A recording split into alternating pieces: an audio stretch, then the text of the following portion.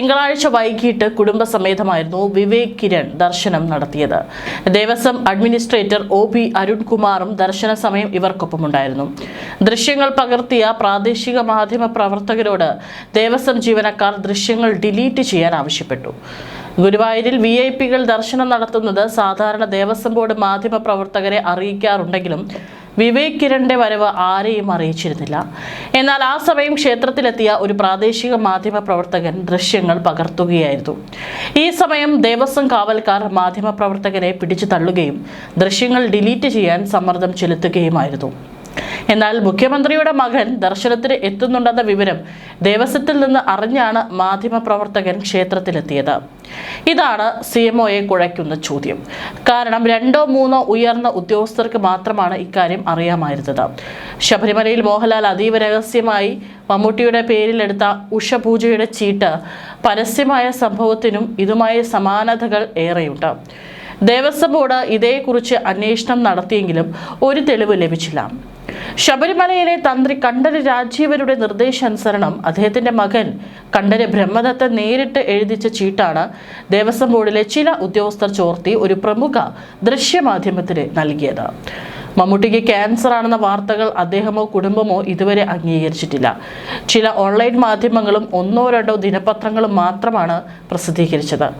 വാർത്തകൾ വന്നു തുടങ്ങിയ സമയത്താണ് മോഹൻലാലിന്റെ വഴിപാട് രസീത് പുറത്താകുന്നത്. ഇതോടെ മമ്മൂട്ടിക്ക് അസുഖമാണെന്ന കാര്യം സ്ഥിരീകരിക്കപ്പെട്ടു. മമ്മൂട്ടി ഇത്തരം കാര്യങ്ങൾ അതീവ രഹസ്യമായിരിക്കാൻ താല്പര്യപ്പെടുന്ന വ്യക്തിയാണ്. ചലച്ചിത്ര മാധ്യമവുമായി ബന്ധമുള്ള ഒരാളുടെ സാമൂഹിക മാധ്യമ കുറിപ്പിൽ നിന്നാണ് മമ്മൂട്ടിക്ക് ക്യാൻസർ ആണെന്ന വാർത്ത പുറംലോകം അറിയുന്നത്. മലയാളത്തിന്റെ മഹാനടൻ മമ്മൂട്ടിക്ക് അർബുദം സ്ഥിരീകരിച്ചുവെന്ന രീതിയിൽ സമൂഹ മാധ്യമങ്ങളിൽ വാർത്തകൾ പ്രചരിച്ചിരുന്നു. മമ്മൂട്ടിയോ അദ്ദേഹത്തിന്റെ അടുത്ത സുഹൃത്തുക്കളോ ബന്ധുക്കളോ ഇത് സംബന്ധിച്ച് യാതൊരു വിവരങ്ങളും പങ്കുവച്ചിരുന്നില്ല. അസുഖം ബാധിച്ച മമ്മൂട്ടിയെ ചെന്നൈയിലെ ആശുപത്രിയിൽ പ്രവേശിപ്പിച്ചുവെന്നും പരിശോധനയിൽ കുടലിന് അർബുദം സ്ഥിരീകരിച്ചെന്നായിരുന്നു വാർത്തകളിൽ ചിലത്. എന്നാൽ ഇതെല്ലാം വ്യാജമാണെന്നും നടന് ഒരു തരത്തിലുള്ള അസുഖമില്ലെന്നും റമദാൻ വ്രതത്തിന്റെ ഭാഗമായി വിശ്രമത്തിലാണെന്നും അതിനാലാണ് ഷൂട്ടിംഗ് ഇടവേള എടുത്തിരിക്കുന്നതെന്നും വിശദീകരിച്ച് രംഗത്ത് വന്നു മമ്മൂട്ടി ടീം. ഇത് ചോർന്നത് ദേവസ്വം ബോർഡിൽ നിന്ന് തന്നെയാണ്. എന്നാൽ ഇതുപോലെയൊന്നുമല്ല പിണറായിയുടെ മകന്റെ കാര്യം. പിണറായി ടീമിൽ തന്നെ മകന് ധാരാളം ശത്രുക്കളുണ്ട്. അവർ പിണറായിയുടെ ശത്രുക്കൾ കൂടി ആയതുകൊണ്ടാണ് മുഖ്യമന്ത്രിയുടെ മകനെ ED അയച്ച നോട്ടീസ് ചോർത്തി മലയാള മനോരമയ്ക്ക് നൽകിയത്. നോട്ടീസ് ED ഓഫീസ് രേഖയിൽ നിന്ന് ചോർന്നതല്ലെന്നാണ് ED ഉദ്യോഗസ്ഥർ പറയുന്നത്. ED ഫയലിലുള്ള സമൻസിൽ സീലും ഡെസ്പാച്ച് നമ്പറും ഉണ്ടാകും. ഇവ പുറത്തു വന്ന സമൻസിലില്ല. ഇങ്ങനെ ഒരു സമൻസ് കിട്ടിയിട്ടില്ലെന്ന് മുഖ്യമന്ത്രി പിണറായി വിജയനും പറയുന്നു. സമൻസിൽ പേരുള്ള വ്യക്തിയെ നേരിട്ട് കണ്ട് നൽകുന്നതാണ് EDയുടെ രീതി. ഇമെയിൽ, തപാൽ മുഖേനയും സമൻസ് അയക്കാറുണ്ട്. ഇത് ബന്ധപ്പെട്ട വ്യക്തിക്ക് കിട്ടിയെന്നും ഉറപ്പിക്കും. ഒരു വ്യക്തിക്ക് സമൻസ് അയക്കണമെങ്കിൽ കേസുമായി നേരിട്ടുള്ള ബന്ധമോ ഏതെങ്കിലും മൊഴിയോ വേണം. CBI കേസിൽ പ്രതിയോ സാക്ഷിയോ അല്ലാത്ത വിവേക് കിരണിനെതിരെ അന്ന് ആരെങ്കിലും EDക്ക് മൊഴി നൽകിയിട്ടുണ്ടെന്നാണ് ഇത് വ്യക്തമാക്കുന്നത്. ആ മൊഴി ചൂണ്ടിക്കാട്ടിയാലേ ED ഉന്നത അധികൃതരിൽ നിന്ന് സമൻസ് അയക്കാനും ചോദ്യം ചെയ്യാനും അനുമതി ലഭിക്കൂ. സമൻസ് മുഖ്യമന്ത്രിയുടെ ഓഫീസിൽ ആരെങ്കിലും തുറന്നു കാണുകയും അതിന്റെ ഫോട്ടോ മൊബൈൽ ഫോണിൽ എടുത്തിരിക്കാനും സാധ്യതയുണ്ട്. അവിടെ നിന്നുമാണ് സമൻസ് ചോർന്നതെന്ന നിഗമനത്തിലാണ് ED ഓഫീസ്. തങ്ങൾക്ക് സമൻസ് ചോർത്തണമെങ്കിൽ അത് 2023 ചെയ്യാമായിരുന്നില്ലേ എന്നാണ് ED അധികൃതർ ചോദിക്കുന്നത്. ED നോട്ടീസ് ചോർന്ന സംഭവം ഇതിനകം വലിയ വിവാദമായി മാറി.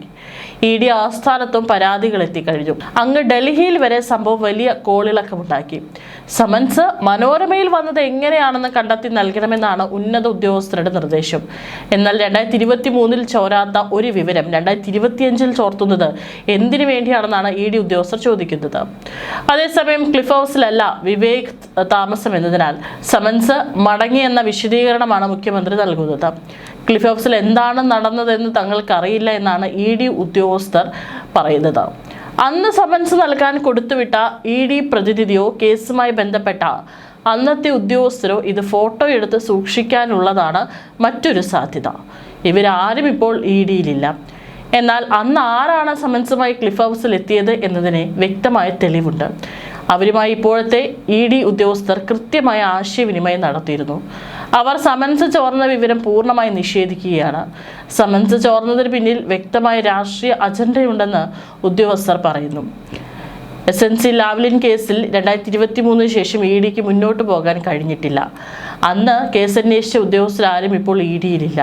മുഖ്യമന്ത്രി പിണറായി വിജയന്റെ മകൻ വിവേക് കിരണിനെ സമൻസ് അയച്ചെങ്കിലും ഇത് എന്തിനു വേണ്ടിയെന്ന് അന്നത്തെ അന്വേഷണ ഉദ്യോഗസ്ഥന് മാത്രം അറിയാവുന്ന കാര്യമാണെന്നാണ് ഇപ്പോഴത്തെ ED ഉന്നതാധികൃതർ പറയുന്നത്. കേസ് ആക്റ്റീവ് അല്ല എന്നതാണ് നിലവിലെ സ്ഥിതി എന്നും പറയുന്നു. അതായത് മുഖ്യമന്ത്രിയുടെ മകന് ഒന്നും സംഭവിക്കില്ല. CBI കേസിന്റെ അടിസ്ഥാനത്തിൽ കനേഡിയൻ കമ്പനിയായ ലാവ്ലിനുമായി ബന്ധപ്പെട്ട സാമ്പത്തിക ഇടപാടുകളിലായിരുന്നു ED അന്വേഷണം. 2020 രജിസ്റ്റർ ചെയ്ത കേസിന്റെ ഫയൽ രേഖയിൽ വൈദ്യുതി വകുപ്പ് മുൻ പ്രിൻസിപ്പൽ സെക്രട്ടറിയും KSCB മുൻ ചെയർമാനുമായിരുന്ന K. മോഹനചന്ദ്രന്റെ പേരിലാണ് കേസ്.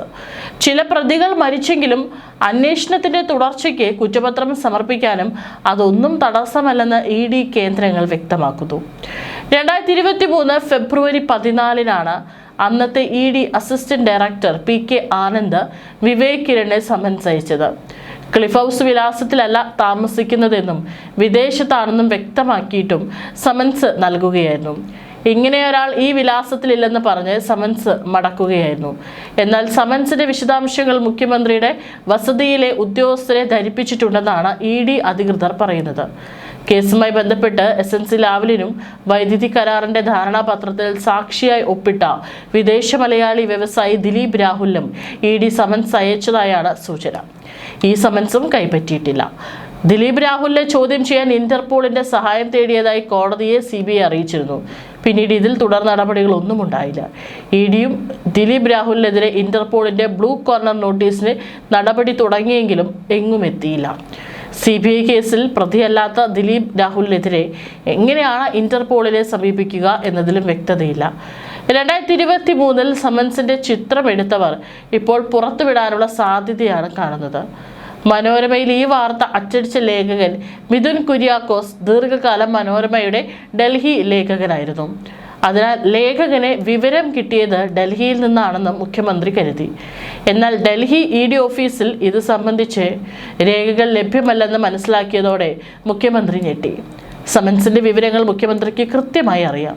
മുഖ്യമന്ത്രിയുടെ ഓഫീസിലോ വീട്ടിലോ എത്തുന്ന ഒരു സമൻസിന്റെ ചിത്രം തീർച്ചയായും ബന്ധപ്പെട്ടവർ എടുത്തു കാണും.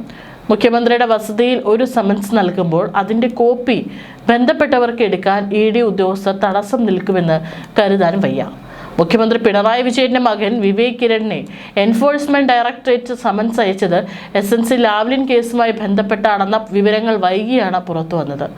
നേരത്തെ ഈ സമൻസ് ലൈഫ് മിഷൻ കേസുമായി ബന്ധപ്പെട്ടാണ് എന്ന തരത്തിലുള്ള ചർച്ചകൾ പുരോഗമിച്ചിരുന്നുവെങ്കിലും ലാവ്ലിൻ കേസിലാണ് സമൻസ് അയച്ചതെന്ന് ED വൃത്തങ്ങൾ സ്ഥിരീകരിച്ചു. ലാവ്ലിൻ കമ്പനി ഡയറക്ടറായിരുന്ന ദിലീപ് രാഹുലൻ മുഖ്യമന്ത്രിയുടെ മകൻ വിവേക് കിരണിന്റെ വിദ്യാഭ്യാസ ചെലവിനായി പണം നൽകിയെന്ന വിവരം ലഭിച്ചതിനെ തുടർന്നാണ് ED സമൻസ് അയച്ചത്.